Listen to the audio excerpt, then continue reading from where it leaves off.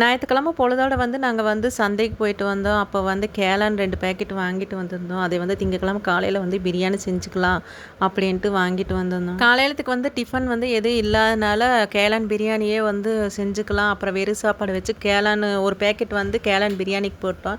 ஒரு பேக்கெட் வந்து கேளான் கிரேவிக்கு செஞ்சுட்டோம். கேளான் பிரியாணி வந்து காலையில சூடாக செஞ்சதையுமே தயிர் வெங்காயம் வச்சு காலையில் டிஃபன் முடிச்சாச்சு. மதியம் லஞ்சுக்கு வந்து கேளான் கிரேவியும் வச்சாச்சு. அப்புறம் வெறும் சாப்பாடு வந்து சூடாக வச்சா மட்டும் போதும் லஞ்சுக்கு. காளான் பிரியாணியும் காளான் கிரேவியும் நான் தான் செஞ்சேன். அம்மா வந்து வெங்காயம் தக்காளி எல்லாமே அரிஞ்சு கொடுத்துட்டாங்க. இஞ்சி பூண்டு எல்லாமே அரிஞ்சு கொடுத்துட்டாங்க.